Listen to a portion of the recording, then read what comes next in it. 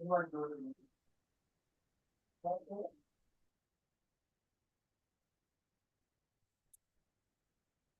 mai kākou. I'm going to call this meeting to order. Welcome to the meeting for the Committee on Investments and Land Management for Wednesday, March 5th, 2025. I'm your chairperson, Keone Souza. We have Vice Chair John Wahiawā IV. And the other members present are, Kawi, can we get a roll call vote, please? Trustee Ahuna? Yo. Trustee Akaka? I'll see you guys on Trustee Sunday. Akaka? Trustee Akina? Aloha mai kākou. Trustee Galuteria? Bill. Trustee Lindsay? Anything? Vice Chair Waihe'e? Chair Souza? Ew. And just to note, we have two excused absences, Chair Kahele and Trustee Alapo. All right. Trustee Akaka, are you on? Okay. All right, this meeting can be viewed via live stream on OHA's website at www.oha.org/livestream. If you'd like to testify on any agenda item during the Zoom meeting, please raise your hand when that item is announced. When called upon, please unmute yourself. You'll be given the ability to turn on your camera during your testimony. Once you're finished, we ask that you mute your microphone. We are recording today's meeting for the sole purpose of producing written minutes, which will become the official record of this meeting. And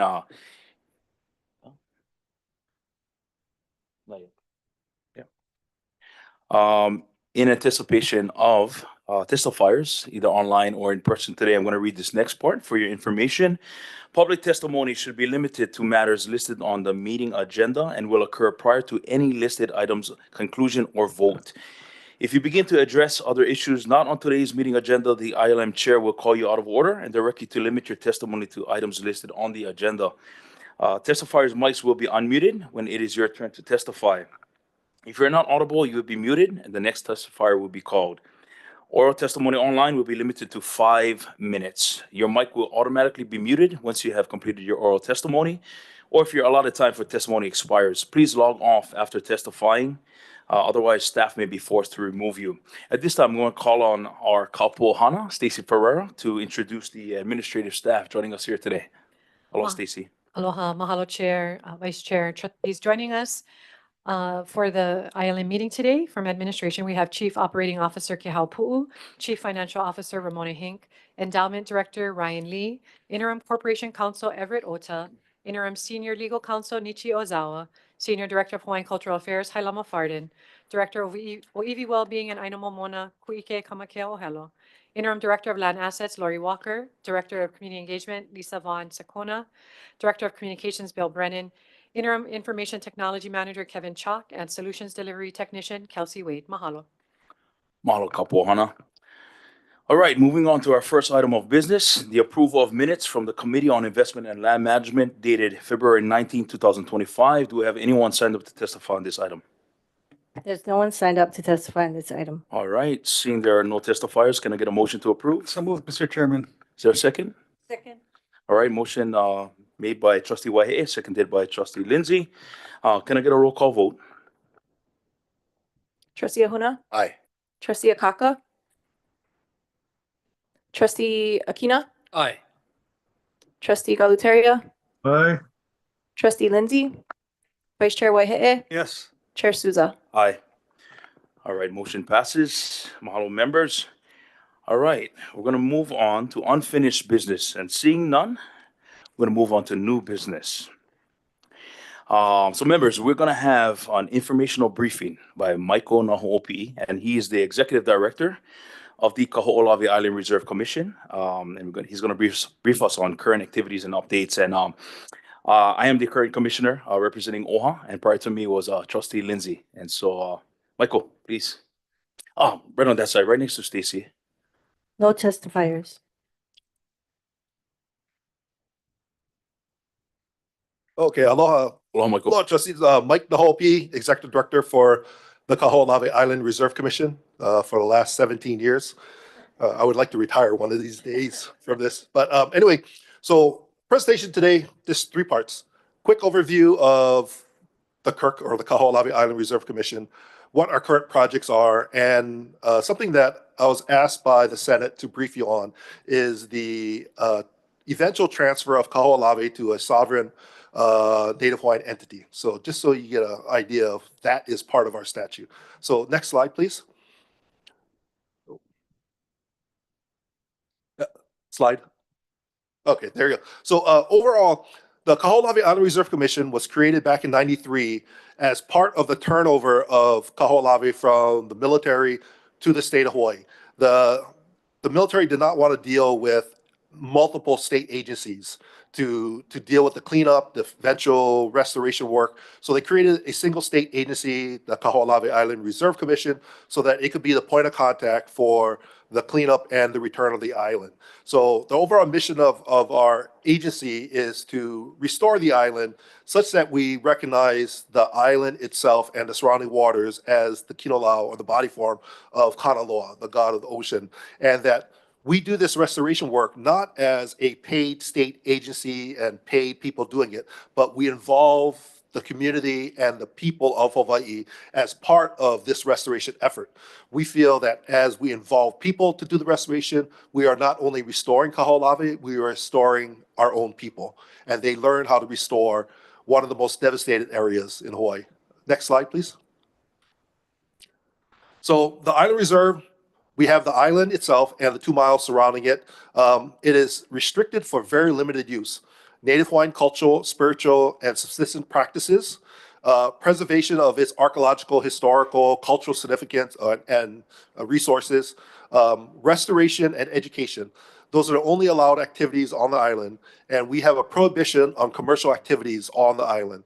And our very last thing we have in our statute is that there is an eventual transfer of this region, which includes the island and the waters, to a federal and state recognized sovereign Native Hawaiian government.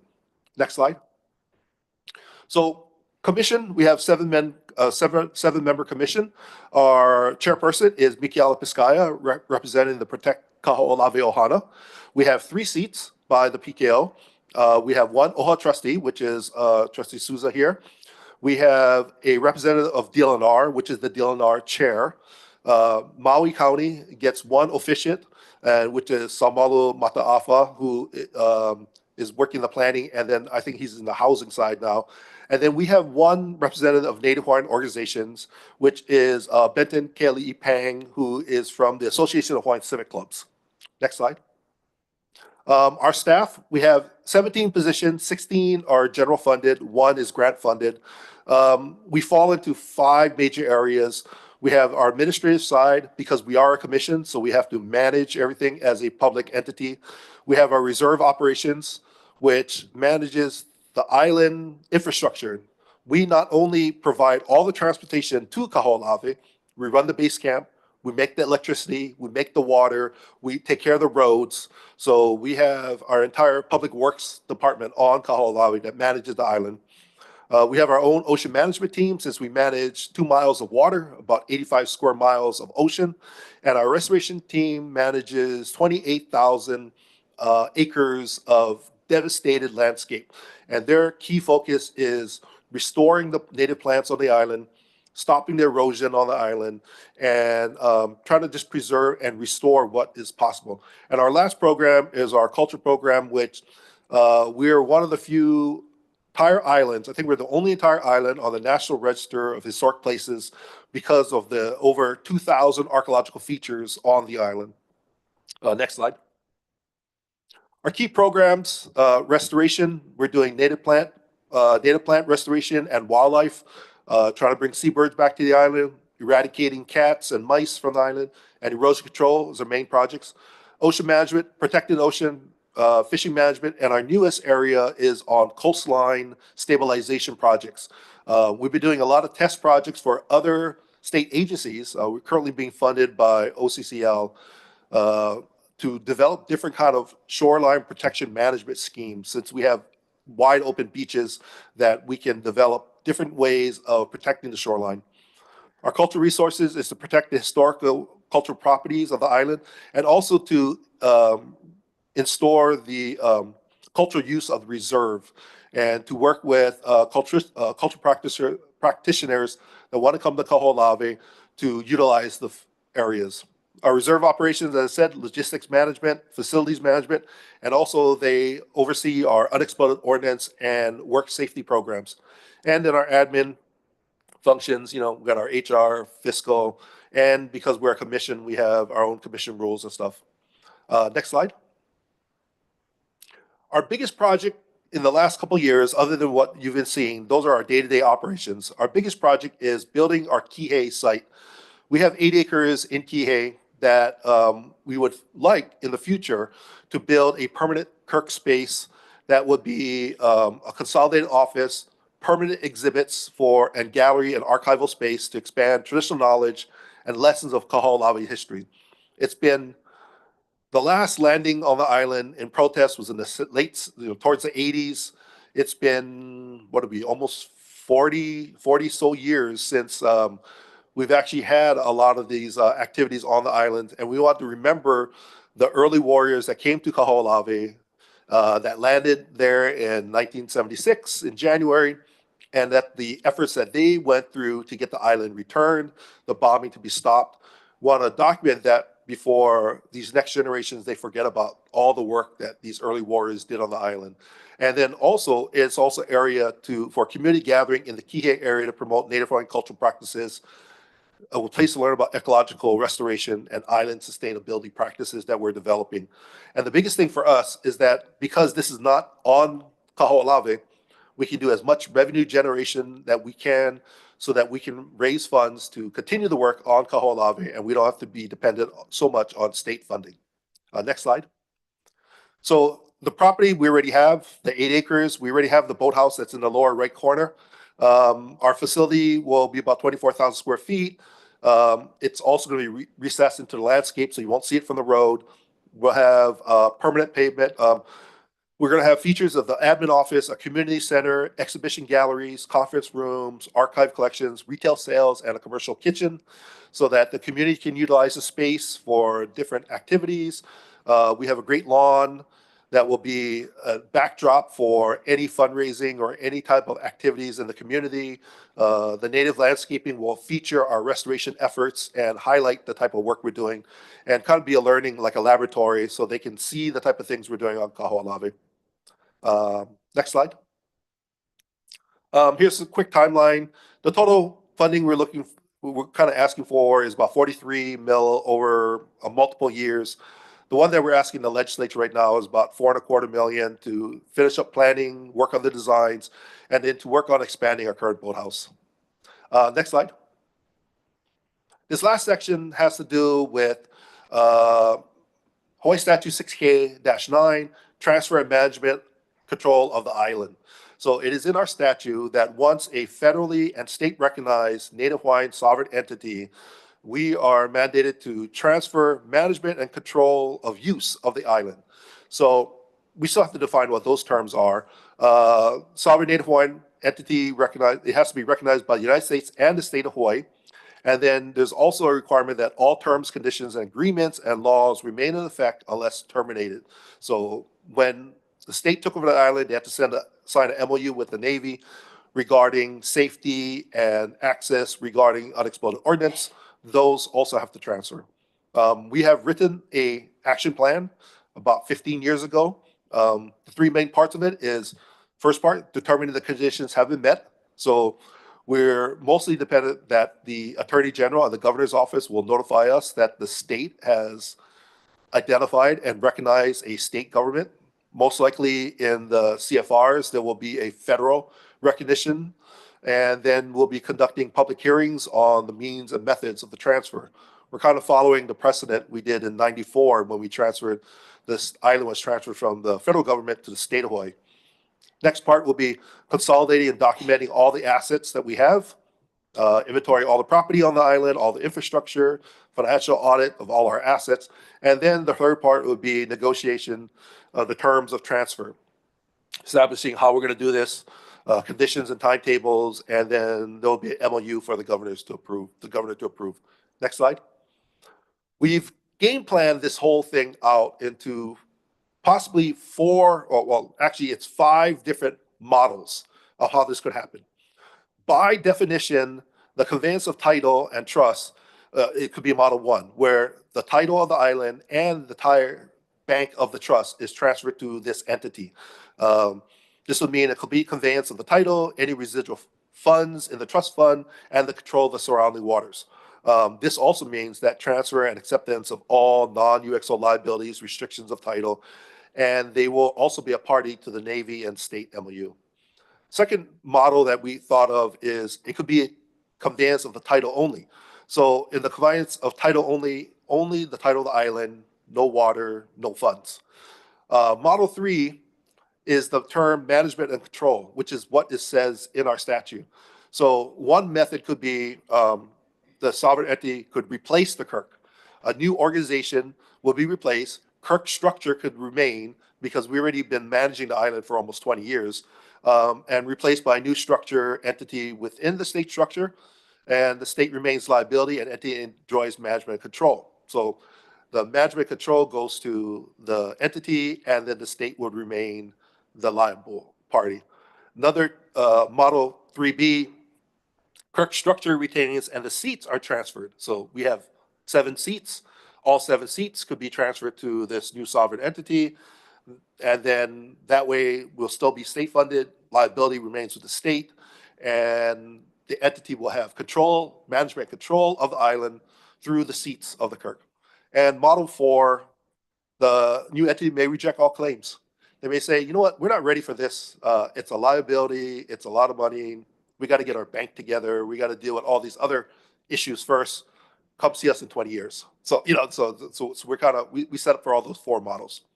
And I kept it short, and so I left time for you guys to, last slide, yeah. So what are we doing?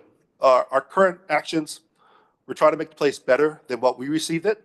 We received an island that has been devastated. 25% of the island was hard pan. We still have unexploded ordnance on the island. The cleanup did about 75% of the surface, 10% subsurface clearance. We're trying to create resources for future entity, for whoever's going to come after us. We're developing a innovative and Native Hawaiian-centric management model so that whoever comes will have something. They don't have to start from scratch like what we did. And then we try to build some infrastructure to allow successful future use. So we have a PV system on the island. We have power distribution. We have microwave relay links to the island with full internet, telephone, comm systems on the island. We have our own reverse osmosis water systems. We make fresh water on the island. Whatever else ways that we can become sustainable and self-dependent, we'll develop those so that whoever comes after us will have all that in place, and it'll be an easier transition than what we had to deal with 20 years ago. So, and that's it. Thank you. Mahalo, Michael. Members, any questions? Yeah. Trustee Lindsay.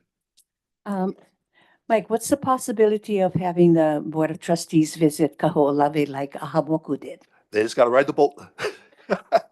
So if you don't mind riding the boat, and then, you know, we still have Trustee Brick Galateri. He used to come all the time with his good friend, Senator Kaikaile's father. So yeah, his father used to come all the time. Yeah, so when he was a senator. So yeah, whenever you guys ready, we'll set up a trip, and just got to ride the boat, but you got to stay the night because I know. Yeah. They have billets there, men and women. So yeah. I think that would be a nice recommendation to our chair. So what I was going to ask you. Yeah. That was a very good experience for the Ahamoku group. And I think that our board would, you know, for those that haven't seen the island, they should know what it looks like. Because what I had looked into our records is that the state does not intend to give it to us Hawaiians. And I like to think that that's not correct. But, you know, how soon would we know that that is a possibility? Because I think that would really ignite our people. Yep. You know, if they know that they have an interest, you know, they have something to work towards. Yep. Yeah. Yep. Thank you, Chair. Mahalo, Trustee Lindsay. Members, any other questions? Trustee Galutario.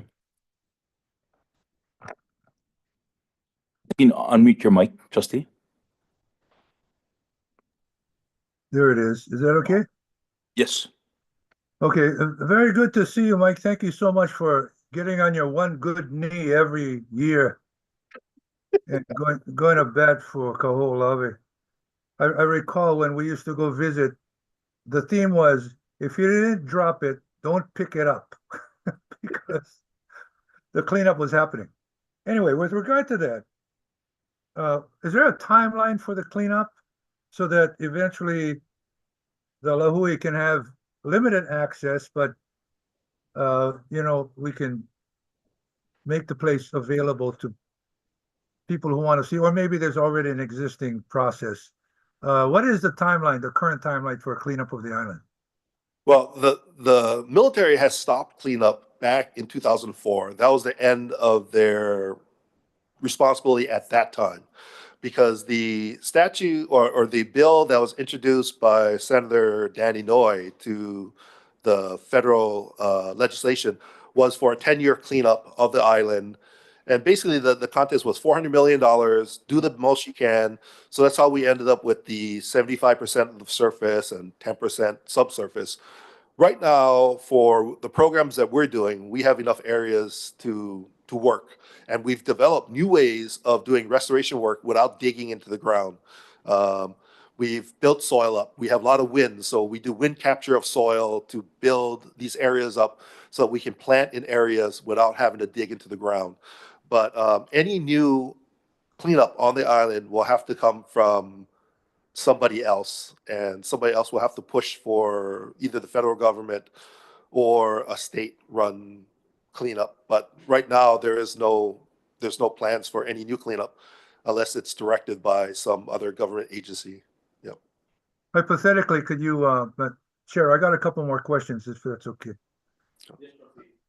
Hypothetically, would we be able to develop a program, maybe you have already, that allows for members of the Lahui, not only trustees from the Office of Foreign Affairs, but people like Halau Kumana or people who want to go and feel the island to have access to the island?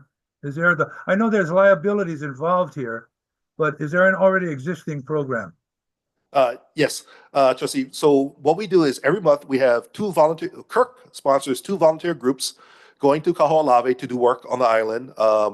I think next month we're planning for KS, Kamehameha School's Maui campus students will be coming. We were going to have Lahaina Luna students, but they're just kind of bogged down right now. So they're going to come later in the year. We do a lot of school groups. We do a lot of different volunteer programs. We do have, it's not free for all, it's a guided work trip on the island. And then also the Protect Kahoʻolawe Ohana does monthly volunteer trips to the island. We train their access guides. We provide them with the safety requirements and unexploded ordnance safety training so that they can also take volunteer groups. So we do have 2 programs bringing volunteers to the island with the intention that they go there not just to holo and have fun, but to actually contribute to the restoration and the revitalization of the island. Yeah. So to that, Mike, I don't want to be crass with this answer, but there is a concept of regenerative tourism where you can actually develop a revenue producing stream from that community so that they learn about the island, they're helping with the island, and they're paying to get to the island. So anyway, bear that in mind. One more question, Chair, if you don't mind. Absolutely, Trustee. And this may, rile up some members of the board, but I want to toss this on the table. Should OHA move to be the entity to receive the island until such time as we create a Native Hawaiian governing entity? Now, this is off of your model 3AB. I don't know if there was a C, but I know that the model 3 kind of fed towards that question. Yes, that's possible. Okay, that's the right answer. Okay, thank you, Chair. Mahalo, Trustee Galutario. Trustee Ahuna, yes. So when you talk about the transfer of the island to a sovereign entity, is that through FedRec or is that through like a sovereign entity or like, I mean, do we have to go through FedRec to Well, get it, approach it? Because I saw you guys had several different offers on the, yeah, so the way our statute is written, so if you're using just our statute as it is written, yeah. it has to be a federally and state recognized entity. But our statute is written by the legislature, so it always change. So, but the way it is written now, it's federal and state recognized. Yeah, that it mandates us to transfer. But you know, we're an attached agency, so we're the agency attached to the DLR. We could be attached to anybody really that has the authorization for attached agencies. So Because Protect Kahoʻolawe Ohana has been there since day one before any of the agencies. Yeah. So why wouldn't they be a sovereign entity? I don't know if they're seeking that direction. I mean, I don't know if they're looking at that because I think they're looking at, they want to be the stewards for the island, but not the whole state. Not everything else. But you know, that's something you got to talk to the PKO about. I mean, my understanding is that they want to be the stewards for Kahoʻolawe, but if you're the sovereign entity, you got to be the sovereign entity for all Hawaiians. Yeah. Yeah, for everybody. Yeah, for everybody. Yeah. I think that's how it's working. I don't know. Yeah, and Chair, one thing, if you don't mind, I think we as OHA must also follow the funding mechanism that is attached to anything that we take in. Because there's entities that are saying, oh yeah, OHA, take it because it's going to be yours. But there is a funding aspect of this whole thing that we need to follow. And by the way, there is a mechanism in the state process that will recognize a Native Hawaiian governing entity. And it's in statute too. I'm not quite sure what it is, you know, what number it is, but there is one. Just FYI. Just stay on. So one more last question, sorry. Is there any lineal descendants to the island? We have made the call out a couple times over the last decade or so. Nobody, well, the last person born on, well, actually there is somebody born on Kahoʻolawe in modern times. So we have one child that was born, I think he's graduating this year from Puno. But before that, the last person born was one of the ranchers back in the 30s or so, and he just passed away a few years ago. We have linear descendants that are related to the area that utilize the island, mostly from the Kahiki Nui, the Lu'uai families, the Uncle Eddie Chang guys, those guys over there, Kuloloyo, those guys, they're all related to the use of the island and have a big say in the island itself. Yeah. Trustee Akaka, you had a question.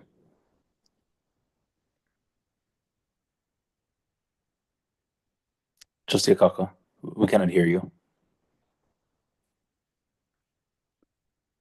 Nothing yet.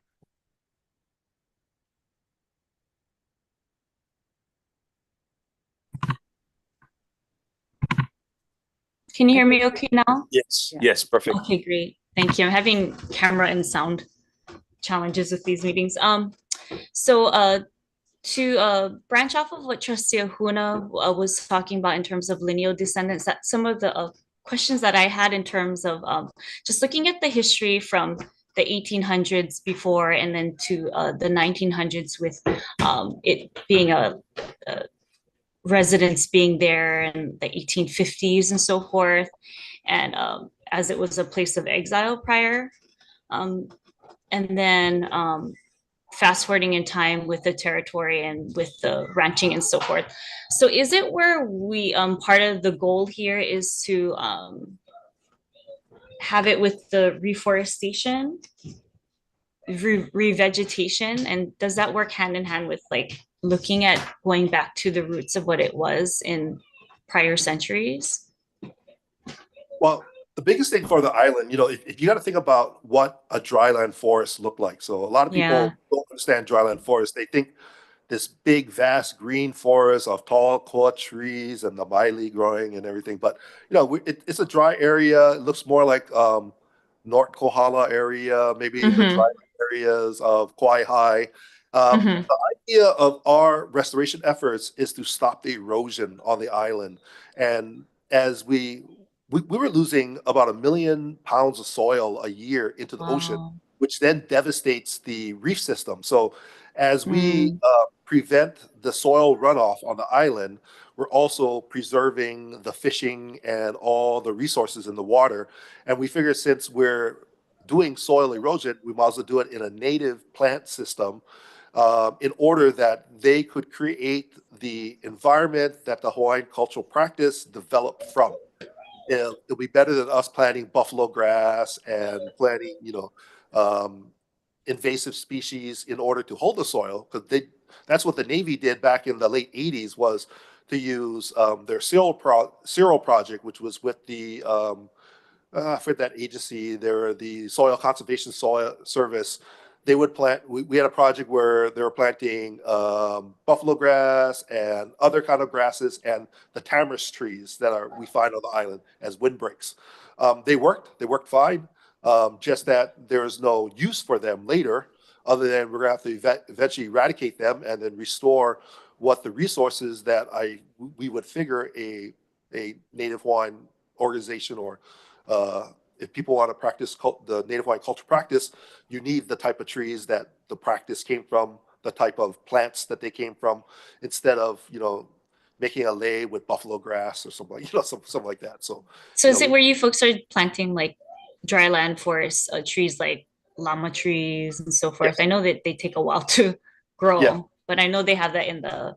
In fact, I actually planted some of those. Like with Bob Lindsay in 2012 in Koloko area, and he was doing that on behalf of OHA. Has that fared well in the dryland forest? Yeah, so a lot of what we've been using is we're working on shrubs, because the one unique thing about Kahoʻolawe is we're in this wind tunnel between Maui and Hawaii Island. So our average wind is about 50 miles an hour a day up on the top of the peaks. So mostly low-lying shrub like a'ali'i, who can handle the wind. The story of a'ali'i can bend with the winds. We a koko. We do a lot of the low-lying prostrating plants that hug the soil, that can survive in this heavy wind environment that we have out there, and very little rain. We average about 28 inches on the top of the island, down to 18 inches a year. So we're pretty much a desert island, a lot of wind, no soil. The story we tell people is, I can go to your parking lot out here, I can bust that parking lot up and plant better than I can on Kahoʻolawe. At least I can use the asphalt as carbon source to create nutrients in the soil. So is it where most of the water source is imported and boated in? No, we actually have our own reverse osmosis unit that we utilize from solar. So for drinking water, we convert salt water to drinking water. And then for irrigation, we have about 1 square mile of, or 1 acre, 1 acre coverage of collectors, water collectors on the island. And we store about 500,000 gallons of fresh water from this rain collector. So we do get rain. They all happen like within 1 month or something like that, 28 inches, bang us one time. So we store that, and then through the year, we can slowly release that to irrigate our native planting. And what we've been finding, we only irrigate for about a year. After that 1 year, the plants are stabilized. We move the water somewhere else. So we just kind of slowly rotate around this dryland area. Can I ask, when was the last time there was a survey done on the island to check the water tables that were cracked by the military during the military bombing? That was probably during the only hydrology study was done during the KICC, which is the Kahoʻolawe Island Conveyance Commission, which is a federal commission. That was in the 90 to 93 time frame, where they did a hydrology study. And then we've been getting requests from different universities. They wanted to do further hydrology studies, but they're still trying to put together their funding to do it. We've been getting mostly from Canadian places, that Canadian universities want to do some water studies on the island. Oh, okay. But would it be safe to say that it's damaged to the point where there might be no recovery, or there's a chance of being able to access well water there through time? Could be. What we've been finding is that, the large explosion on the island, it's localized. So talking to my sister is an engineer at Board of Water Supply, so I have a background in engineering. So localized fractures, you'll get leakage in those areas, but on the island is, pretty big. It's 11 miles across, 7 miles wide. The northern side of the island where we get more rain, more plants we put on the island, the more water gets infiltrated into the soil. We can raise water tables in those areas. Maybe the southern area where the bombing was, we might have more leakage into the ocean, but we don't get much rain over there. So right now is plant, and the whole idea of the cultural practices on the island is regreen the island, bring the rain back to Kahoʻolawe, raise the water table, restore life to the island. So try to keep it very simple. Yeah. So going back to what Trustee Huna had asked about lineal descendants, are there any families of the ranching families or those that were exiled there in the 1800s? Are there any claimants that are coming forward or being sought out where that's an active request, or people are looking to have it where they are laying claim to stewardship? Or no, not right now, because we know all the ranching families, and actually they actually send us funding every year as part of the annual donation. Oh, wow. The descendants of those families are one of our biggest donors. They've come back many years, many times, because the two brothers that were born on the island have requested to be reinterred, their ashes spread on the island. So we've brought them back to spread their ashes back in the ranch sites on the island. Is that the family that one of the daughters is still physically around, and she's there was a book written about? Oh, that's Ashdown. The ranching? That's Ashdown. Yeah. I'm trying to recall. Yeah, that's Ashdown. She was the daughter of the manager. The people that I was talking about are the ranch hands who lived on the island, but she was the daughter of the manager of the island.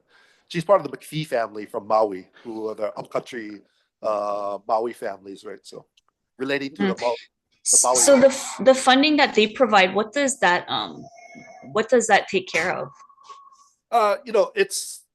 They give us like a couple of them give us $1,000 a year as part of a donation, and then what we utilize the funding is to buy plants, buy soil amendments, to help replant the island. So most of our grants, most of our state funding is to cover our staff and the infrastructure, and then we go seek donations and grants from other people to buy plants, to buy equipment for monitor the fishing, to stabilize the soil, to fertilizer, because the soil out there is basically the basalt rock that's underneath 17 feet of topsoil that's exposed to the air, and it has no nutrients, no microorganisms, and no like phosphates and all the other thing in. So we have to add all that back to the soil to allow plants to grow. All right, members. That funding is Michael, through the thank you so LNR? Members, sorry. Trustee Akaka, we're going to wrap this conversation up. I appreciate your great questions. We're going to move on. We have a very busy agenda. I encourage you to reach out to Michael and also tune into the meetings, and we can also provide information moving forward. Is his if that's contact information on here? Yeah. Yeah. We have your contact, Michael's contact information. We'll send it out to you, Trustee Akaka. Yeah.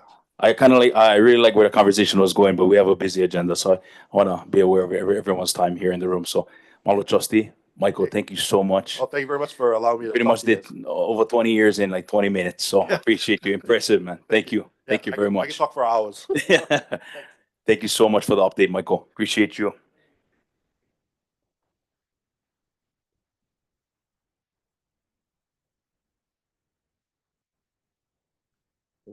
Okay. All right. We're going to move on to the next item on our agenda. New business. Informational briefing by the OHA Land Department on the following properties. And this is in regards to Wahiawā land surrounding Kūkaniloko. TMK number 7-1-12, also includes 9, 10, 11, 12, 13, and 15. And at this time, we have Laurie Walker, our interim land director. Are there any testifiers signed up? Yes, we have a testifier. In person?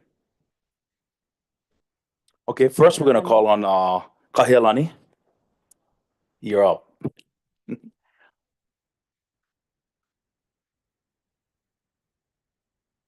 Aloha. Thank you for being here. Hey, aloha mai kākou, and mahalo to this committee for having me today. My name is Kahealani Acosta Herbachuk, and I'm here representing UH Manoa and the Wahiawā-based nonprofit Aina Kaiulu. It's been both an honor and a privilege to be able to be a site steward at this property since 2019. And since 2019, I've been working alongside my team to develop soil and agricultural remediation strategies and to establish the vegetation continuum, which is the foundational element of the Ho'oluaina guiding principle from the original conceptual master plan. And since the completion of the vegetation continuum and conception in 2022, my work expanded really to community engagement and outreach, which also aligned with the other guiding principles of Ho'omana Ho'onau'au'au. And so to date, with our community outreach and engagement efforts, we've actually been able to welcome over 700 people to the site to Malama and Aloha Aina. And over the past 5 years, we've planted nearly 5,000 native and indigenous plants, including 2,000 of those being planted within the last 2 months. And we have about a 98% survival rate, which is amazing because everything at the site is actually rain-fed. We have no irrigation there, as most of you already know. And also, we've also been able to cultivate food crops. So we started a small agroforestry plot that's about 50 feet by 60 feet, so a 3,000 square foot area. And we actually harvested 2 60-pound bananas, the Iholena variety. We also harvested lots of noni. I know, it's for those who have enjoy an acquired taste. And we've also harvested about 100 pounds of lilikoi.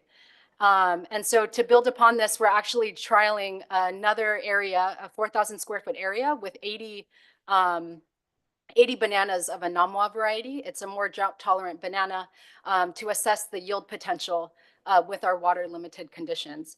And so really this work that I've been able to engage with has been instrumental in deepening my understanding of the land and refining the way that we observe it. If we can restore the soil health, grow trees, and produce food with little resources that we have now, just imagine what we could do with more investment into the property, especially the agricultural development on the site. And so, there have been many people who've claimed that the soil is the worst soil ever. You can't grow anything. But I would say my experience at the site has been very different and has told a very different story, such that, we've had so much success. We've been able to really start growing the forest that we've been envisioning since 2012. And I think with intention and sustainable care, the soil can be one of the richest soils to work with. And I would say the most rewarding part of this journey has been being able to host people at the site. And each month when we have our gatherings, we create opportunities for deeper connections. This allows us to connect people, not just to the land, but with each other and with us, but to also build that pilina and to also learn and contribute to this really beautiful wahikapu. And so I would say the people that, return to the site just, affirms their connection that they're already building with the site. And so I will end my testimony with that. This has been just a beautiful project to work with a very beautiful team, with a very beautiful community. And I hope that we can get support and investment into the site. Mahalo. Kahealani, mahalo. Thank you so much for being here. We actually gave our harvest away. And so when we harvested our big bunch of bananas, we just handed it out to friends. Yeah. Yeah. I know the area around the place. I mean, I don't know what the name people see, but I thought it was Wahiawā. And the place you just mentioned is the Wahikapu of that place. So can you explain to us the difference between a Wahikapu and how, what you're trying to do on that land? Yeah. Yeah. So, I mean, the first thing that comes to mind is that, you know, Wahikapu is a very sacred place. And Yes. just from being there and connecting with people and trying to build an understanding of this area, even people from here don't even know it exists. So I Yes. think it just gives, you know, that's just a testament to how sacred this place really was. Yeah. And so as far as what we're doing, you know, my background, I'm a farmer, organic farmer, and I do a lot of land restoration type activities. But from my understanding, like there should be limitations on the agriculture that exists. And so we really want to focus on revitalizing the native forests first and having like little kipuka of agriculture that exists there. And so I think with Wahikapu, what we really want to see in the future is revitalizing the forest, especially the iliahi that's from there. So I hope that answers your question. It may have gone around it. Okay, sweet. Mahalo Kahealani. Thank you so much. I have a question too. And then just to give everyone the heads up too, these are testifiers, so technically we're not supposed to be asking them questions, but. Oh, I this is not appreciate- part of the No, presentation? it's not part of the presentation. Okay, thank I you. appreciate you being gracious Then no need. to that and answering the questions, Kahealani. Kind of set you up for that one. Mahalo, thank you. Next testifier, I believe we have Daniel Anthony. Hello, brother.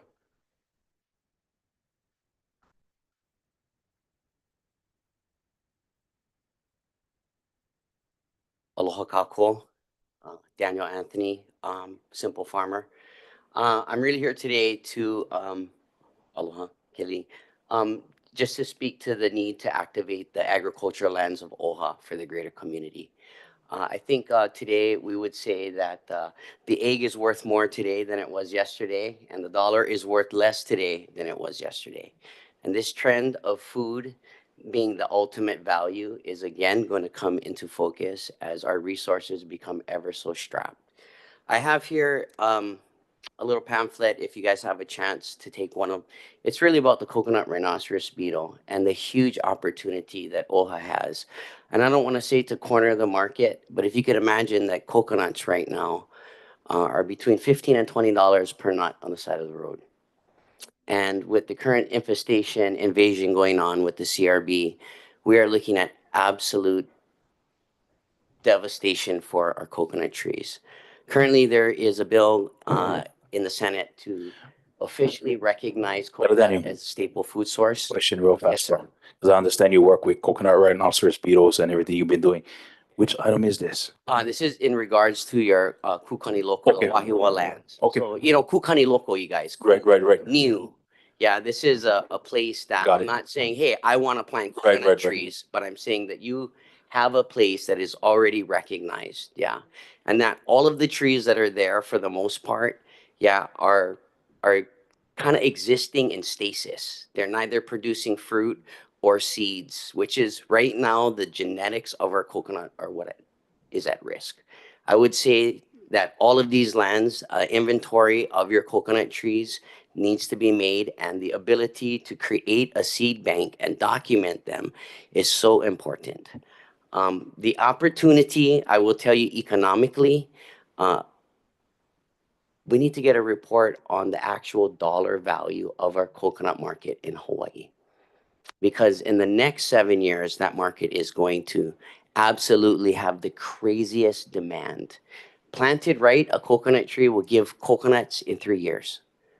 So we could beat the whole problem by planting. And I know it's a little outside of the value system that we currently have, but I just want to encourage a land-rich organization to see that unplanted, the land has little value in a sustainable future. That's all. I thank you guys so much for that opportunity. Mahalo. Appreciate you, brother.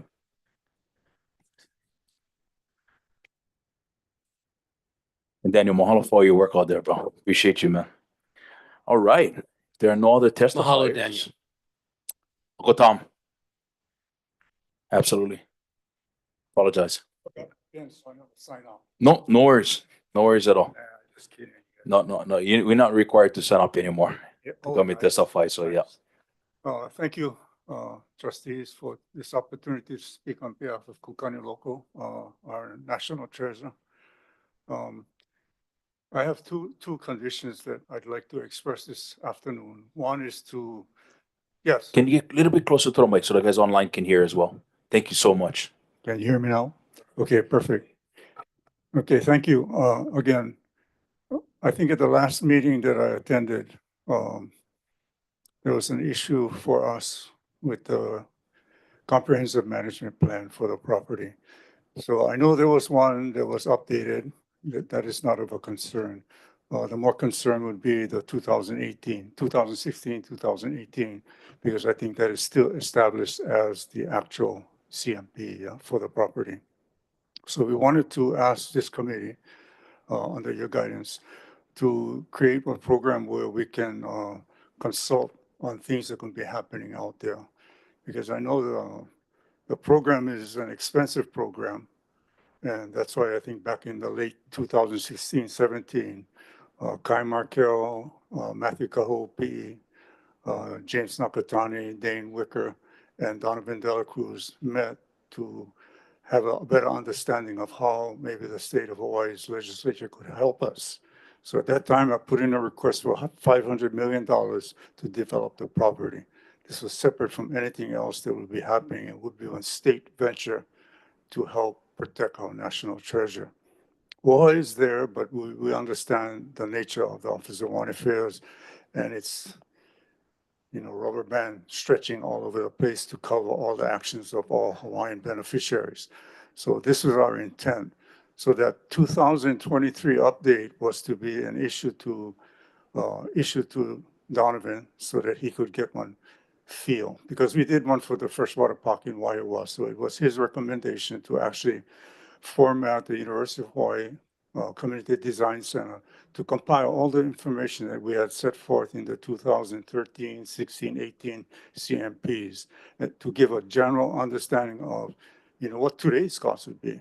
So I was hopeful that that would be communicated in some form, and if it's not being disseminated publicly, that the office, either through your committee or the chairperson, could actually give a copy to Donovan so he can get the understanding. So when I talk to him, he knows what I'm talking about, because I cannot give him information that I was forwarded with. Yeah. So this is the general aspect of what we're looking at. And I think Trustee Akaka had asked at the last meeting about collaborating with the OHA. This is our collaboration effort. We cannot wait, for an organization to get their act together and support the program. So that's where our family initiated this in. I've been out there 50 years already. This makes my 50th year of protecting that place until the nation, our beloved nation, raises and stands again. So that's my whole thing about being on the property out there, and also to make sure it remains under control, no damages to the property. It's an ongoing thing, and because we understand OHA does not have an enforcement entity, we had researched DOCARE through the SHIPTI to see if they could, get some kind of direction for the damages that occurred to the papohaku. It is something that was formed for the Civic Club to protect the initial quarter acre of stones. So we made a 200-foot diameter stone 2 by 2 by 2 around the property. We're halfway there. We're hoping the REPRI grant can be forwarded so we can complete the other half and then make another one on the outside. The intent here is to give an understanding to our young people that if you have to leave, please come home, because we need your presence to perpetuate an understanding of who we are as a people. So with that, and I think I sent you guys an email that might make you disturbingly uncomfortable, but yeah, that's my job, to make you uncomfortable, yeah? But I love you guys all for all the work that you guys do, and all the community that, comes to participate in this thing, because it is important, for our existence, because we're being threatened every moment, or our kupuna passing in the moment, when we need them, see ya, and we have to survive. So we're going to survive on what we know and what we're taught. And that's all we bring to the site there is what we were taught, you know, to carry on. So mahalo. Take care of you guys self. Mahalo Tom. And by the way, that email didn't make any of us uncomfortable. That's our job, and we appreciate everything that you do out there and have done. And I think the last time, well, prior to OHA visiting, was when I was in elementary, and that was like 30 years ago. And yeah, and you hosted us, and so we never forget that. And there will be collaboration, you know that, especially running through this committee to figure things out for the future. So especially with UH as well and the different partners. So at this time, I'm going to call up Laurie Walker to give a presentation. If there are no other testifiers in the room or online, seeing none, Laurie, go ahead. They already did my job. Aloha kako, aloha Chair Souza, Vice Chair Wahiawā, and members of the board. I wanted to start, well, first by saying mahalo to Kahea and Uncle Tom for showing up today. Our work with you guys has been nothing short of the treasure of the return of the work that we do at this organization. And so mahalo nui for showing up. And you really validated what I'm about to share, so thank you. I'd also like to acknowledge and appreciate the assembly of this ILM committee as a mechanism for our administration to provide important updates on each of our land holdings. This is super important shift in operations for us. We are back today with the fourth in this series of informational briefings, sharing a long-awaited and rigorously developed update on progress at our Wahiawā land surrounding Kūkaniloko. Next slide. So we'll begin where we left off in our last major presentation to the board. As approved by the board in 2018, the iteration of the Wahiawā Land's conceptual master plan continues to guide all planning and implementation decisions today. There are other foundational guiding documents and bodies that also inform the development of this CMP, including the Traditional and Cultural Practices Report completed in 2011, the conservation easement we inherited with the property, and we are also governed by the West Oahu Conservation District, Soil and Water Conservation District, and of course, our Manaʻi Mauliola strategic plan also tethers the work that is performed. Next slide. I'd like to briefly revisit some property history to help illustrate the genealogy of the CMP. As you know, Kūkaniloko was once a chiefly birthing site for Oahu's ali'i, where they were also trained in traditional strategies in leadership, land and resource management, navigation, and other skill sets necessary in their time. Later, the sandalwood trade devastated the surrounding Iliahi forest, clearing the lands for decades of ranching and eventual pineapple monocropping. Each of these periods led to deeply degraded soil health where invasive species have taken over the landscape. OHA acquired the fee simple title to the 511 acres surrounding the birthstones in 2012 through an enduring partnership with the Trust for Public Lands. It wasn't until 2020 that management authority over the 5 acres upon which the birthstones sit via executive order from the governor, that management authority was transferred over to OHA. Water continues to be a major challenge on site as there is currently no permanent source to support vegetation reestablishment. Next slide. Okay, and the specific acquisition purposes were documented in the May 2011 action item for board approval to proceed with acquisition. These acquisition purposes were to protect Kūkaniloko by providing a buffer against future incompatible development in the area, to explore the development of compatible agricultural uses and other programmatic initiatives, and to contribute to Hawaii's food self-sufficiency, preservation of open space and watershed lands, and overall community planning goals for Central Oahu. These purposes became the Niho stones for constructing the CMP. Next slide. Also critical to how we move at these lands is the conceptual direction that was approved by the board in 2015. Ho'omana guides the protection and sanctification practices. Ho'onauau guides the education and connection programming, and Ho'olu'aina guides the agriculture and ecological rehabilitation efforts. These values were clear guardrails for the development of the CNP. Next slide. OHA understood the weight of the kuleana to achieve the purposes of the acquisition and initiated the conceptual master planning process.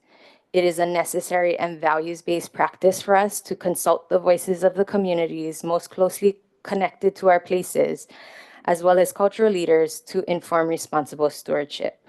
So a cultural working group was established to help develop the CMP. Next slide. The 2-year co-planning effort yielded a vision for Kūkaniloko. Kūkaniloko Ka'anani'au is an ecosystem of connectivity between our Aina and people.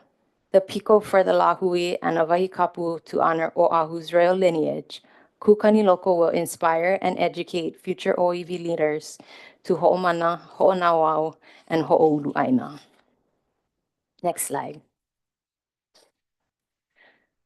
The process also yielded 4 programmatic outcomes. Starting with the education continuum, this outcome aims to perpetuate the legacy of Kūkaniloko as a formal training grounds. It once again designates Kūkaniloko and the surrounding lands as a place for intergenerational engagement and symbiotic learning of traditional knowledge and practices refined for the context of today and into the future. Vegetation continuum acknowledges that this Aina has endured decades of trauma and seeks to heal and reestablish the Hawaiian ecology that once existed here. This outcome explores the full spectrum of vegetative typologies and practices, including soil remediation and invasive species removal to promote vegetative efficacy in native reforestation, the establishment of food forests, and any other typology well suited for the space. Hub and Spoke establishes a model of exchange at our Wahiawā lands where our communities can leverage each other's strengths and resources through collaborative partnerships to enhance collective impact. In this model, Kūkaniloko is the piko that strategically connects to other Aina and resources that further OHA's mission. Finally, integrated programming recognizes the natural overlaps of all outcomes and encourages intentional intersections to maximize impact. Next slide. Okay.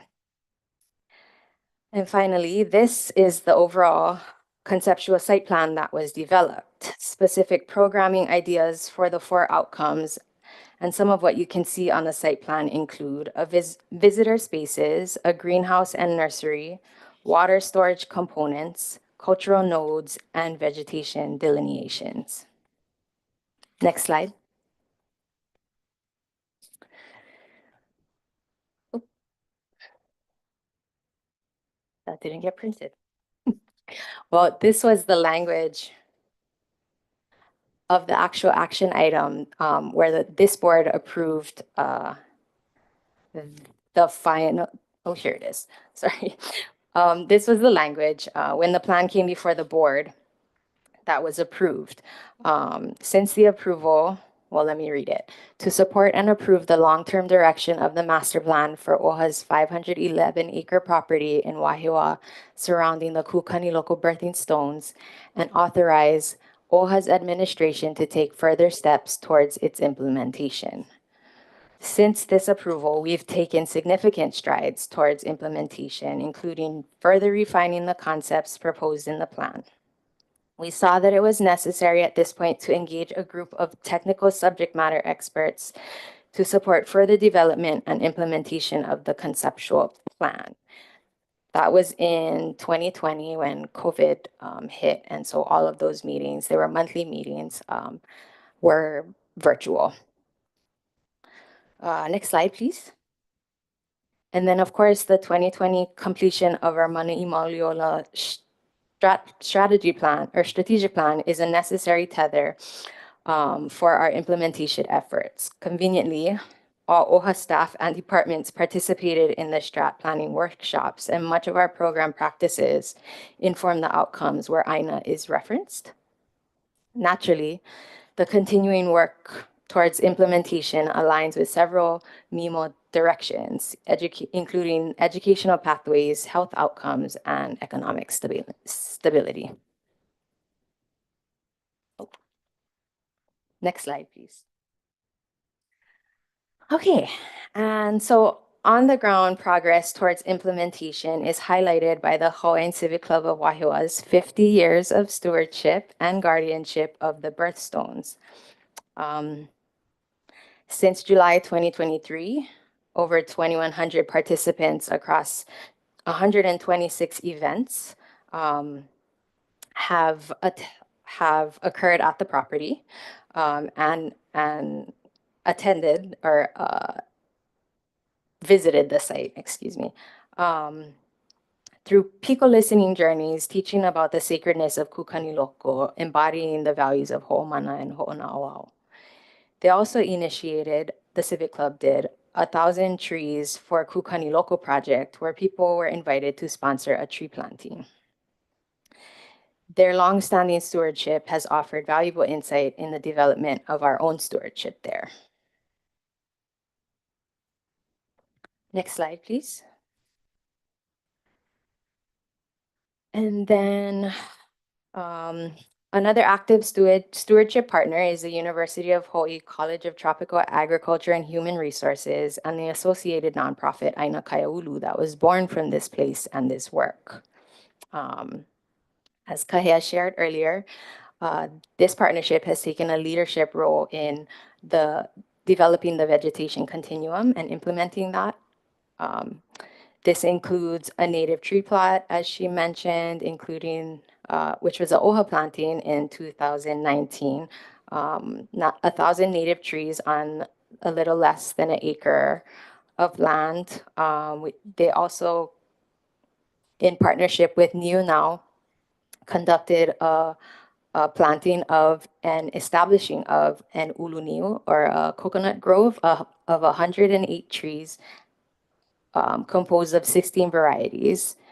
And they also have established 2 windbreaks of Mai'a, Kukui, A'ali'i, and Alahe'e in preparation for a 2-acre organic food demonstration and education plot, as well as 5 acres of organic native trees in the beginning stages of implementation. Those were the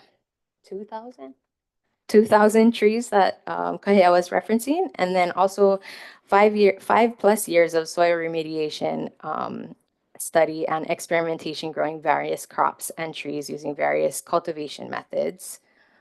Since 2021, they have hosted 700 volunteers and community members for regular work days and other Malamaina activities.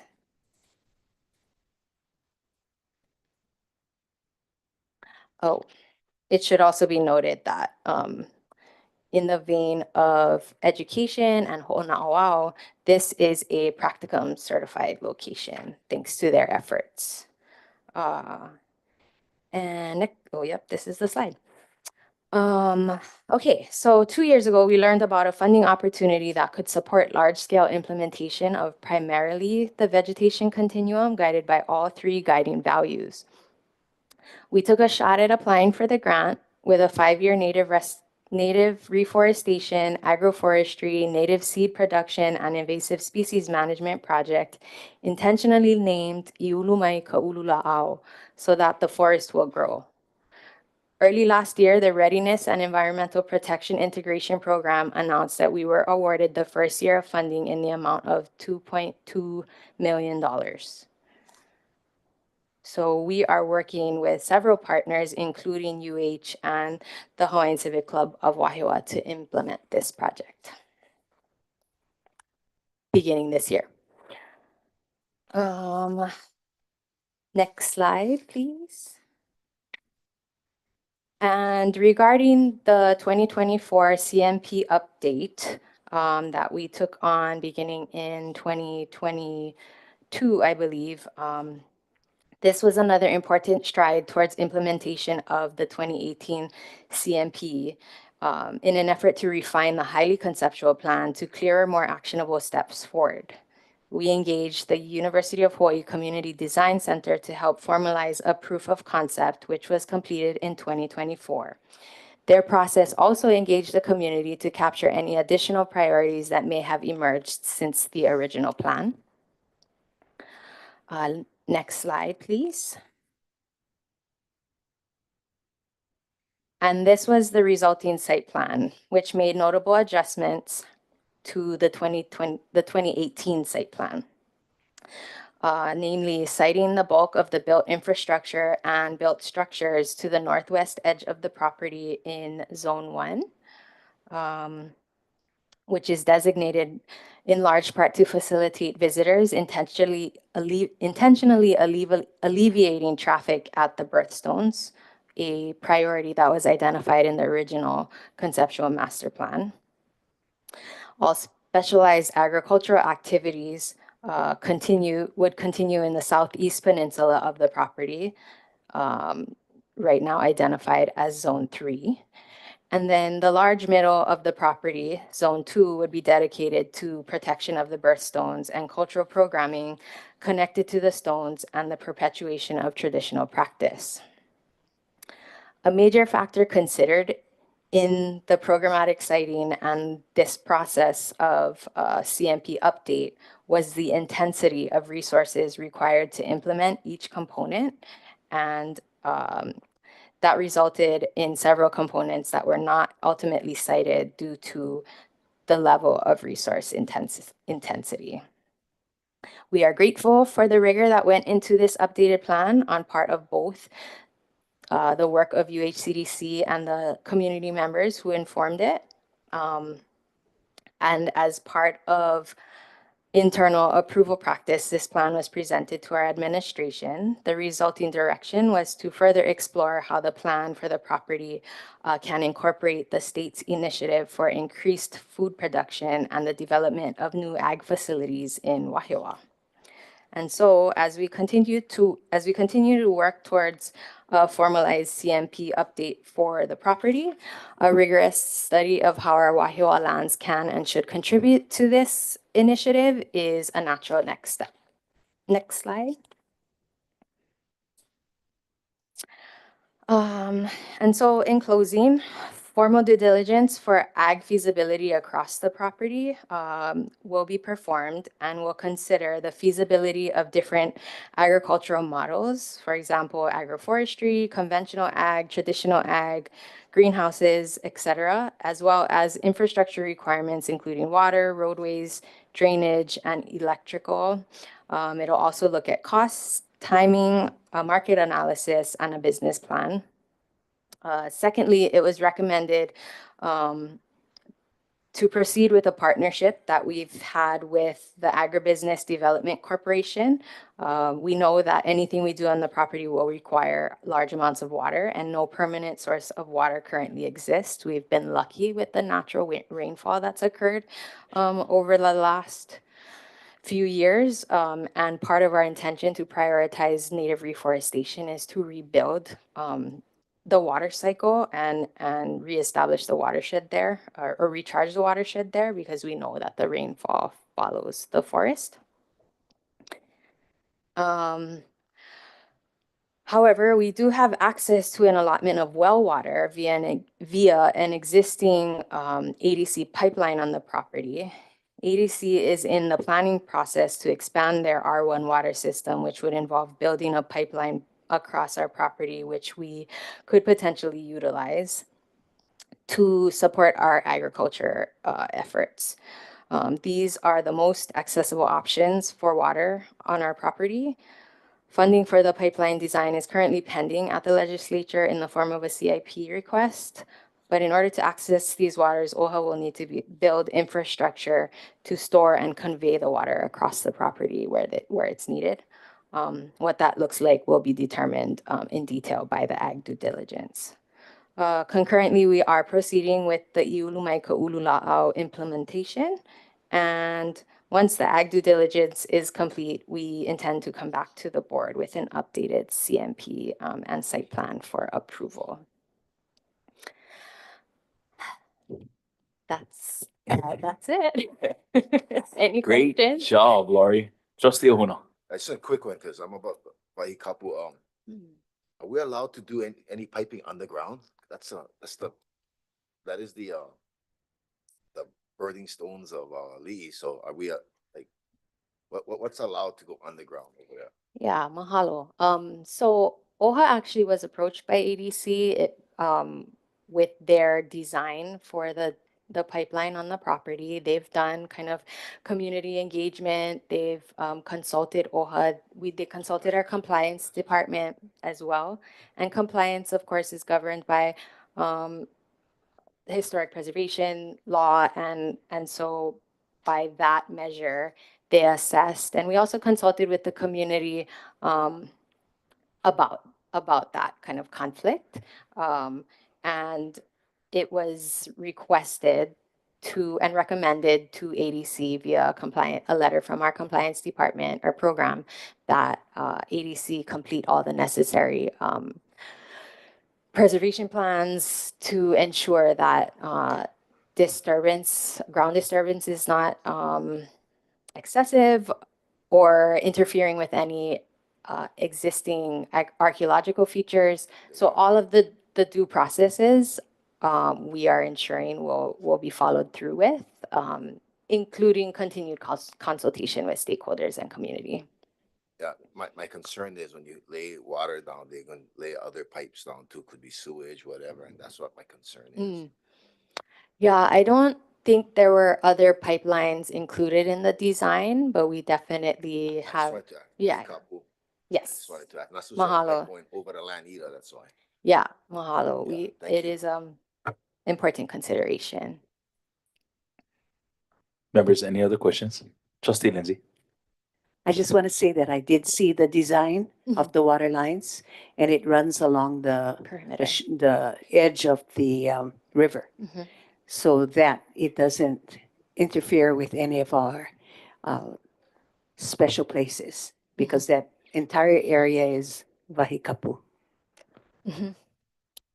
Yeah, there's a I didn't even realize on this slide there's a site plan of their proposed pipeline path. So it comes from the reservoir onto our property and then runs around the southwest perimeter to Kamananui Road and then across to ADC land. So what this supports really is expanded agriculture, not even really primarily on our property, but beyond our property to feed the multitudes and not, yeah.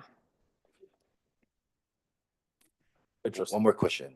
The reason why I say this is because there is such thing as a R1 water. So that's what I'm trying to talk to you about. That's sewage water that is used for agriculture like that. I don't know if that's okay in this Wahikapu or whatever. That's all I'm asking. That's why I asked those questions. I just wanted people to be aware. Thank you. Mahalo. That is a consideration for sure. And there are specifics around what the water quality is, as R1 is defined technically. And so that's all being considered. Members, any other questions? All right, mahalo, Laurie. We understand and we acknowledge that this is not the only thing a department is working on. So mahalo for putting this presentation together. Great job. And mahalo to our testifiers as well in the room. So mahalo. All right, moving on. The next item on the agenda is under new business, informational briefing by Consequent Capital Management. This is on the following investment topics for education: a review of public market equity strategies and holdings of the Native Hawaiian Trust Fund. And here we have our board consultant, Vjoy. Any testifiers before you start, Vjoy? Online or in-house? All right, seeing none, Vjoy, please take it away. Aloha kako. Thank you, Chair. Thank you, trustees, Ohana, OHA staff, beneficiaries, and members of the public. Thank you again for having us. My name is Vjoy Chatterjee. I'm with Consequent Capital Management, the independent consultant to the Board of Trustees about the investment program, the Native Hawaiian Trust Fund. So in other words, this will be the least Hawaiian of the entire meeting. Although technically, I think anything OHA does got to be Hawaiian, right? So, all right, moving to the presentation, you can see today's discussion is primarily on the meeting agenda. We're focusing on the public equities part of the portfolio. So it's an education session and kind of topics and trends. And I'll try and move through quickly because I know we're kind of the last one on the agenda. If you turn to page 3, that should be a familiar slide to you because last time I presented the exact same slide. So this is data as of your portfolio on the end of December 31st, 2024. If you look at the far left column, you've got the different asset classes that OHA is invested in. The immediate column to the right is something called the risk strategy, which is another way of analyzing or thinking about your investments. And I'll spend a moment or two to just talk about that a little bit. But I do want to emphasize that the portfolio is being restructured, and we can talk a little bit about that. But also, as a board of trustees, the focus on asset class, risk strategy, the policy around that is where you make the biggest impact in terms of the returns and the future growth of the assets of OHA. And then at the implementation level, you work with your staff, with your service providers like consultants in terms of actually implementing that policy. So with that said, let me just differentiate for you. We're going to look at public equities, but asset class tend to be these categories that are very well known in terms of nomenclature in the investment world: stocks, bonds, real estate, private equity. Those are kind of asset classes that people recognize and they'll talk about very easily. It's impressive for you that you also have this sort of other category, which we call here the risk strategy, which gives you a little more insight in terms of what these asset classes do in your portfolio. So the 3 main areas that you have are capital appreciation, diversifying, and capital preservation. And we'll talk a little bit about that. Today, we're focused on capital appreciation. So one way to think about it is that you know, an asset class tells you kind of a general idea of the kind of security you're investing in. It doesn't necessarily tell you why or the risk underlying it. So if you think about like a food strategy, if someone came up to you and said, oh, okay, I eat plenty rice, I eat plenty taro, I eat plenty pasta. That's a pretty good diverse meal. Like I like to have that during the week. But if you look at, if that's the asset class, if you look at the next level, what's the risk strategy? Oh, those are all carbohydrates. Are you really diversified? So the way you look at the 3 top classes there, public equities, private equity, and global real assets, the way you manage global real assets, those are all meant to be capital appreciation in the portfolio. Now there's diversification that goes on there, but the big diversification are these other classes that you have in the diversifying and the capital appreciation. So that's the kind of way to think of it. You got your carbohydrates, but as your total diversified portfolio, you also got to have your proteins, you got to have your fiber. That makes the whole the complete meal, and that's what you're building with your portfolio. But today we're just going to focus a little bit on one type of carbohydrate, the public equities, right? And if you look across the column, your public equities, the actual weight that you had at the end of last year was almost 52% of your portfolio were in public equity strategies. Your target is 42%. So you're overweight, which hasn't been a bad result because public equities have done really well, particularly US stocks, particularly large cap US stocks, growth stocks like the so-called big tech fabulous 7. On the other hand, you're a little underweight on private equity. And we've talked about that. In fact, staff, Ryan Lee in particular, has been working with Pohana about restructuring and getting you back to your right allocation. And that primarily means getting more investments into the private equity space.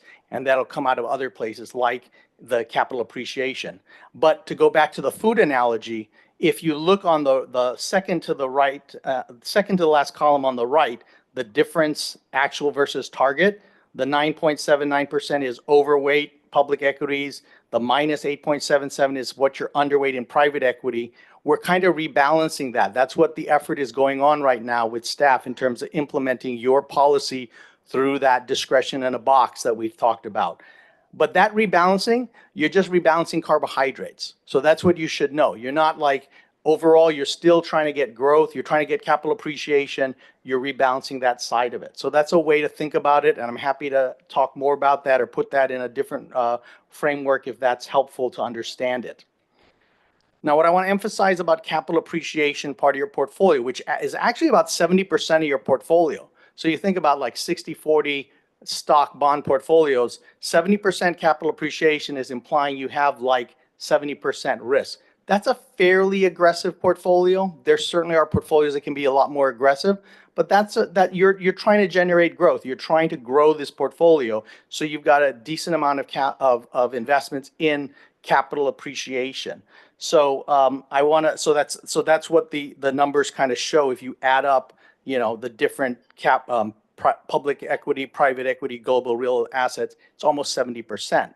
Now, capital appreciation is really a key to building contemporary portfolios because that's where your growth comes from. That's why you invest in stocks. That's why you invest in private equity strategies, is because you're trying to grow the portfolio over time. Because in order to grow the portfolio, that way you overcome things like low economic growth. You deal with inflation pressures. You also are able to grow your programs and your overall fulfill your mission, not just now, but into the future and future generations. So the so-called endowment model that's been used by universities, that's a capital appreciation driven model. Even the 60-40 portfolio are capital driven models. If you're less willing to grow or you're more concerned about risk, you might shift that and have a lot more in capital preservation or diversifying strategies because you don't want to lose money, kind of a thing. Not only do you not want to lose money, but really you want to grow this portfolio, and that's why your portfolio is sort of structured the way it is, and over time we're restructuring that, right? And we can come back and talk a little more about that in time, and I know your staff will do that as well. If we turn to page 4, this is the Native Hawaiian Trust Fund public equities only. So now we're just looking at that little, 53%, 52% allocation that you have now, and it's broken down here. Again, you have the asset classes and you have the breakdown of total public equity into these different categories as they're presented on your performance report produced by Northern Trust. Your staff, Ryan Lee, comes in once a quarter and presents to you the portfolio, but he kind of goes through the portfolio and analyzes and presents it in a way that you can understand what's going on in the portfolio a little differently. But if you look at the raw report from Northern Trust, these categories are always sort of broken up. So they're all capital appreciation. If you go to the middle column on this page, the actual weight, you sort of break down for the underlying sort of sub-equity strategies. You'll notice on the next column that's target weight, the only target weight is the overall public equity exposure. That's 42%, right? You're at 52% now, so you're overweight. It's 42% is the target. You don't have targets under that.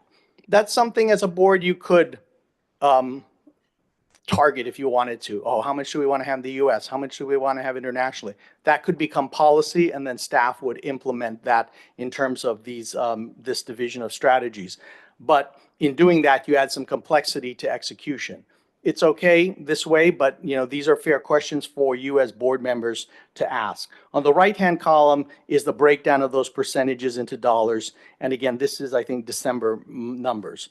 But if you go to the bottom half of the page, you have the donut chart that shows the percentage breakdowns. But on the left side, you have those sub-strategies, a portion of those sub-strategies, and the percentages and the dollar amount. Global equity, domestic equity, international equity, and emerging markets, if you add those all up, that is that 52% exposure.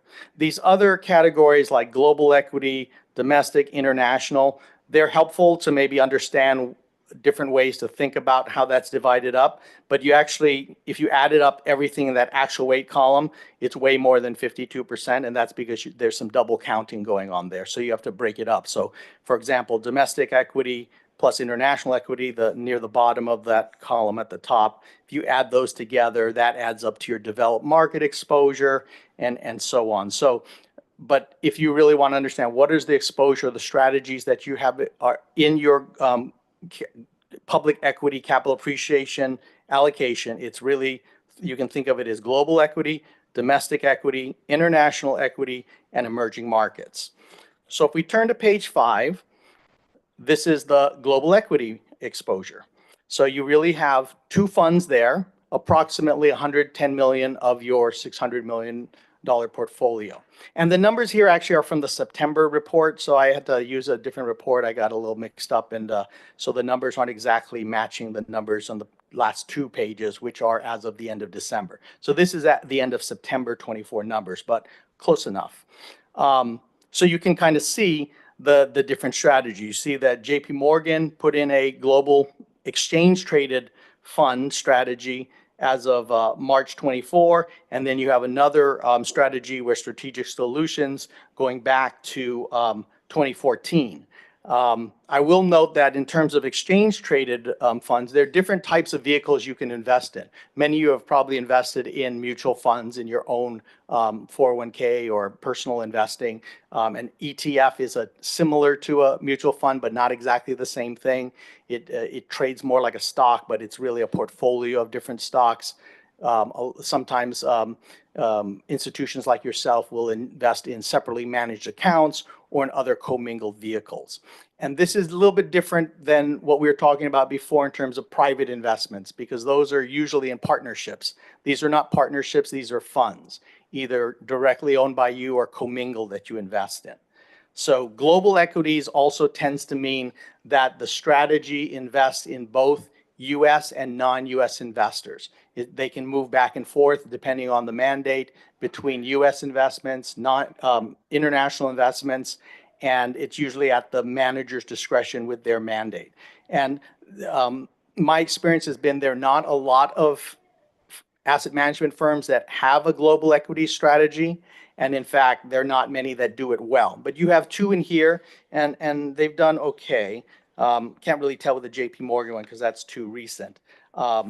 Let's turn to the next page, which is domestic equities. This is probably where you've had your best performance in terms of equities, which is important because US domestic, that's what we mean by domestic, US equities have done very well in the last few years, and even if you go back a decade. So having that exposure, even the overweight, whether it was intentional or not, has been positive for the Native Hawaiian Trust Fund.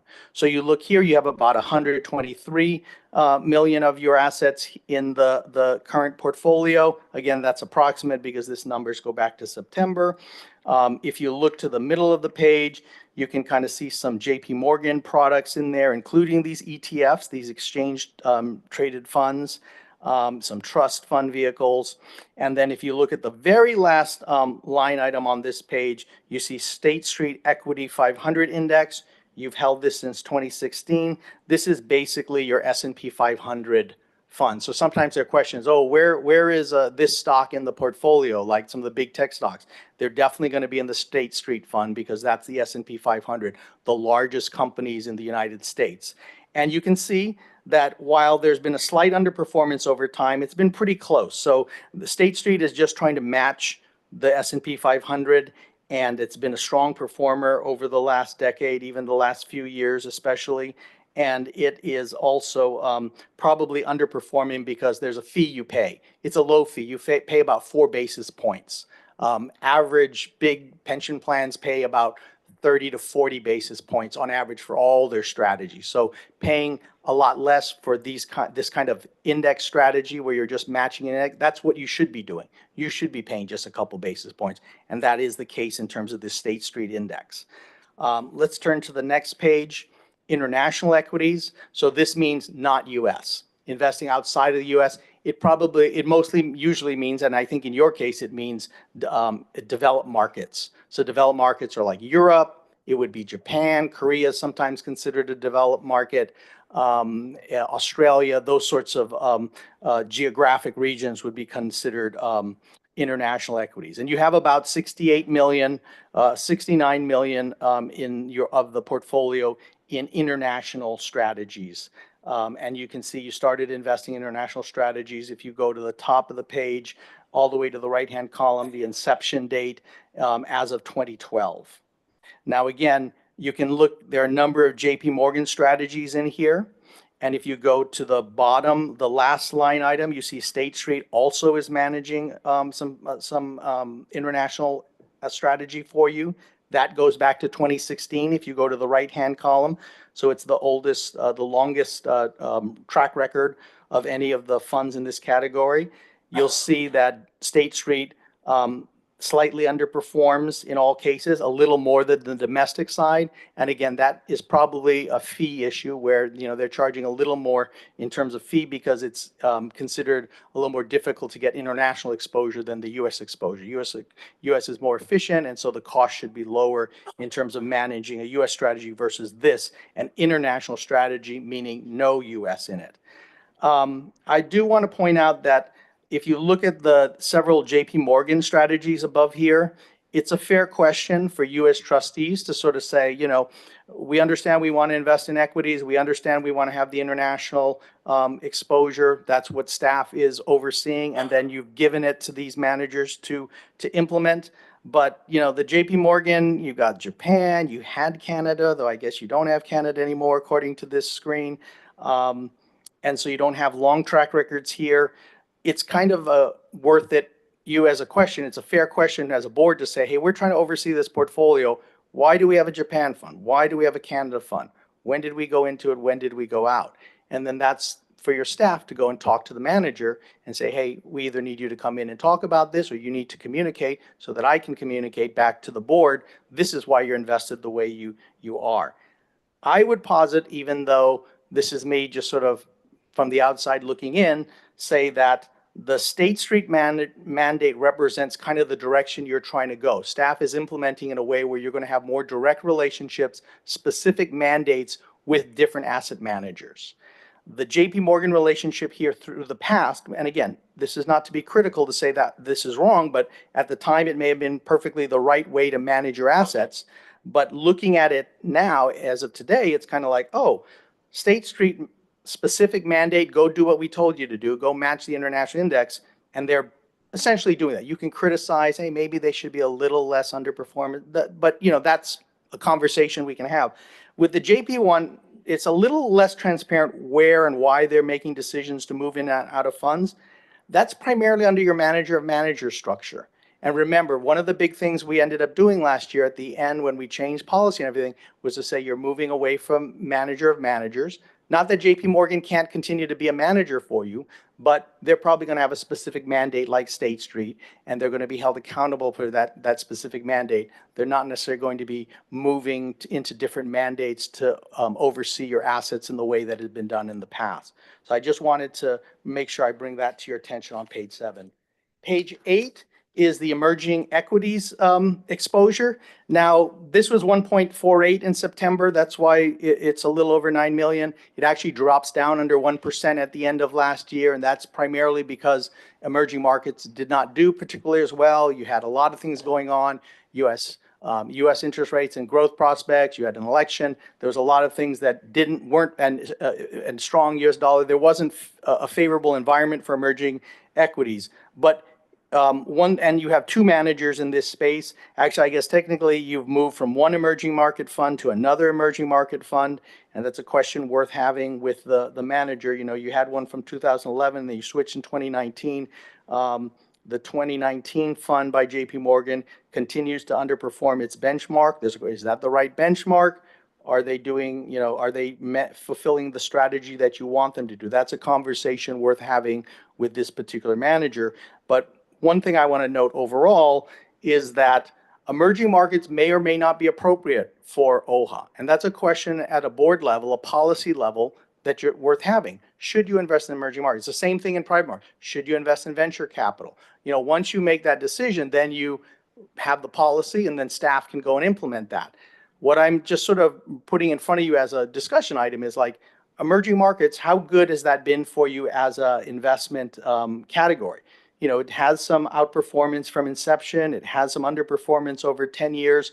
But is it only like 1% or less than 2% of the portfolio all the time? That's kind of where you're saying, is it worth the effort? You know, how much return do you expect to get in emerging? And remember, emerging markets are going to be your developing markets. We used to, in the 80s and Cold War, we used to call it the third world or something. You know, that's not appropriate anymore. But these are now we call it emerging markets because we move with the times. So, but those are countries that are kind of less developed. There's opportunity there because they're less developed, right? There's less coverage. But if you really have a belief that, hey, we can generate returns, is that the right allocation? And that's a conversation worth having with your staff, with your consultants, and then figuring out what the policy should be. Right now, it seems kind of small, so I don't know if that's necessarily what you've done really well in domestic in US. You have some global managers. You can do well with international. Emerging is kind of a thought. There's even a smaller category than this called frontier markets. That's like investing in like, you know, Central Asia and Middle East. Like that is almost like going into like that Bitcoin space or something. It's like highly speculative. It's probably not appropriate, especially for an institutional investor. So there's even other categories that you're not in, but that you could say, hey, we want to be in frontier markets is what they call it. But again, really, what kind of return are you getting for the amount of risk you're taking? And if you can get a lot of that same return for a lot less risk by staying in the markets that you know well, like the US or Europe, you know, why do you make that trade-off? And that's a conversation worth having as trustees, as fiduciaries. And then you can get expert opinion from staff, from consultants, from the managers, and then design policy to do that. Okay, page 9, I know we're running long in the terms of the day and also this presentation. These are just topics and trends. Now, a lot of times a consultant's going to come in and they're going to talk, here's our trends. This is what's happening in Washington. This is happening at the Fed. We can do that, but I thought I would stay a little higher level and try to give you just themes and topics. And I'm going to be very brief, not go into a lot of it. But the first bullet there, you've got alpha, beta, and then I call it the omega of it all, or you could call it cost. Omega is like the whole thing. Passive versus active, you know, in terms of how you build your portfolio going forward, you have passive, you have active strategies, as you saw as we went through the different categories. How much passive, how much active do you want to have? And in public equities, do you want to have active, or do you want to do that, your active management in private? That's a conversation that staff is having and we can have with you as well. A lot of that active passive has to do with how much do you believe that the returns being generated are because of the skill of the manager, the luck of the way markets are. You want to pay attention to things like fees, like we talked about the State Street, their index fund that you're invested in has low fees, which is good, and you'd expect that, versus paying for skill and active management. And also, when you're talking about active and passive, it's a question of risk management. Remember, passive, you're just trying to get exposure and match an index. So you're not really risk managing it technically. The active managers, the absolute return managers, their skill set really isn't just returns. They're supposed to manage the risk in taking those returns. And I can come back and talk about that. And pickers, thinkers, and swimmers are just a cute way of kind of saying, you know, you got different types of active strategies. You got stock pickers. Thinkers are maybe disciplined or taking advantage of market, what we call anomalies. So like in the options market, there are anomalies that are naturally there because traders and investors are limited by what they can do. And there's different kinds of ways you get exposure there that are less expensive and less risky than just being a stock picker. Swingers is this idea that you should always be watching your portfolio is sometimes they're going to swing for the fences, you know, depending on the fee incentive, depending on their performance. For example, you take sort of hedge funds, you know, they've got to pay their people pretty consistently over time to generate returns. And if they ever get into a funk where their strategy, for whatever reason, may not be nefarious, but for whatever reason has underperformed, they may want to, hey, how do I get back to a positive performance? So they start taking additional risks to try and get you there. So as a staff, as consultants, that's what they should be watching out so they can let the trustees know is like, hey, we've lost confidence in this manager, this strategy, because we think they're just trying to, you know, take more risky bets, more risky chances in their investments. They're not staying to what they're doing. So that's what that is. Expected returns, all the options, that's kind of expected versus actual returns. You know, we're always trying to invest based on probability of generating good returns. We want the best, highest return given the constraint of risk. And so forecasting is difficult to do. I came in the first day and said, hey, I'm not a stock picker. I'm not a forecaster. I'll help you structure portfolios and monitor portfolios. That's what we do as a consultant. We support your staff in its implementation of your policy. Driving returns. So again, this comes back to class versus risk. So class in asset class. So those, remember capital appreciation, you want that in your portfolio because that's driving your growth and the future of the portfolio. But then you've got diversifying, you've got capital preservation type strategies. They're doing different things in the portfolio. And when we come back and talk about those asset classes, we'll go into a lot of it. The main thing to remember about today in capital appreciation equities is you're growing the portfolio. It's driven by things like the health of the economy. It's driven by the opportunity set to be bigger and have higher returns in the future. That's what you're looking for when your portfolio is driven by growth, and that's why it's kind of the holy grail, if you will, of asset management.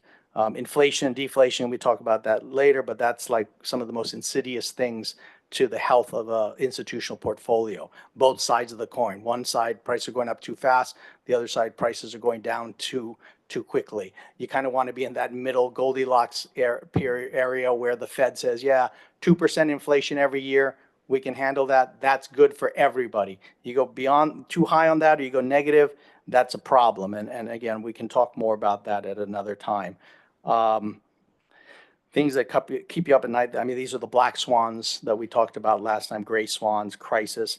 And I kind of put in, kind of stupidity too. Sometimes people make bad decisions, right? And people that affect you, policymakers, economic actors. And you hope that people be rational and be able to do what's in the best interest of themselves, but also of the entire system.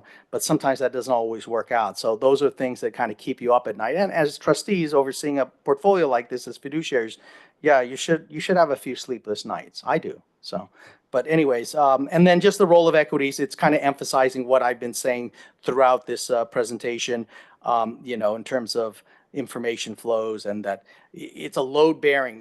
The capital appreciation is a load bearing, risk bearing part of your portfolio. You want to take risk in this part of the portfolio, and you want to generate returns for taking that risk. Third wave investment management, that's just this idea that, in terms of equity ownership, you read papers like by State Street or by Boston Consulting Group, and you see that they're calling what's going on in the world now the third wave of asset management. The first wave was kind of going from securities to mutual funds, then to ETFs, and I mentioned you have some ETFs. The third wave is kind of tokens and blockchain technology. So while we invest a certain way today, 10 years from now, our kids, our grandkids, it may be a different market. And that's okay, things evolve. Not recommending or saying that OHA should be investing in a third wave investments kind of a thing now, but just you should be as trustees aware of these trends and the potential impact on capital markets. And worst thing happens to us is it changes faster than we realize it. I always tell people, back in the old days, it used to take time for technology to move through society. And I'm of a certain age where if the last innovative technology had been email, I would have been so happy.